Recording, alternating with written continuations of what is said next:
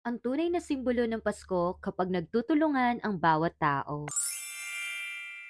Hey! It's me, Bads Veron. It's another day, another ka-vlog-vlogan!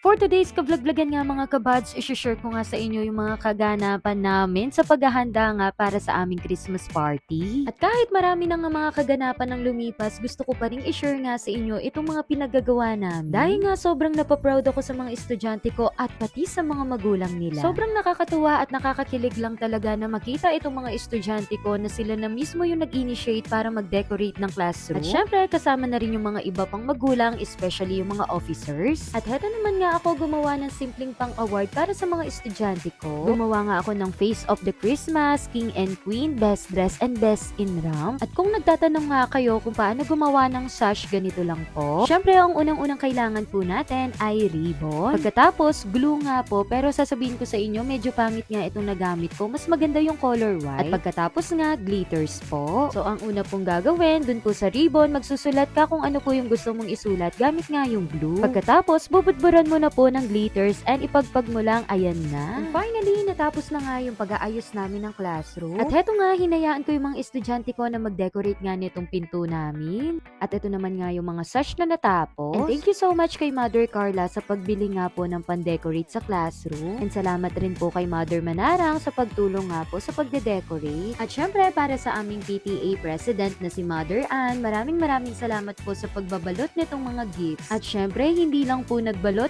kundi dinagdagan na rin yung mga pangregalo para sa mga bata. At hindi ko nga akalain na hindi na nga magkasya itong mga regalo sa lamesa. By the way, kung nagtataka kayo kung kanina ang damit ko ay kulay green at ngayon ay color red na dahil nga po Christmas party na namin. At medyo minamadali ko na nga ang paglalagay nitong mga regalong to dahil excited na nga yung mga bata. At dahil dyan magkakaroon tayo ng part 2 nitong video na ito para sa ating Christmas party ng Earthlings.